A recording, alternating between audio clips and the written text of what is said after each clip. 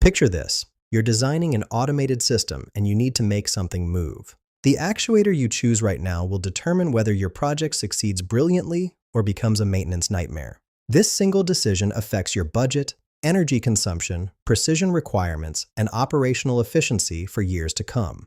The battle between pneumatic and electric actuators represents one of the most critical choices in industrial automation today. These two technologies couldn't be more different in how they create motion.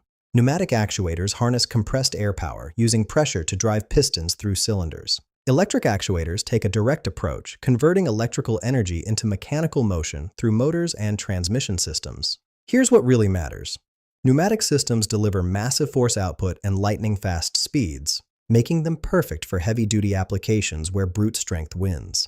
But they come with baggage, compressors, airlines, storage tanks, and constant energy consumption whether you're using them or not.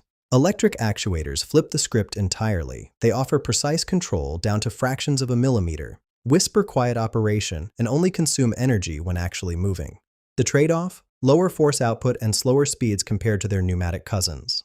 The real game changer over the past 2 decades has been the dramatic improvement in electric actuator technology. What once required complex pneumatic infrastructure can now be accomplished with a simple electrical connection. Installation costs plummet, maintenance schedules stretch longer, and energy bills shrink significantly. Understanding these fundamental differences across 11 critical performance dimensions, from initial investment to acoustic performance, determines whether your next project thrives or merely survives. Find the link in the description below to read the full article.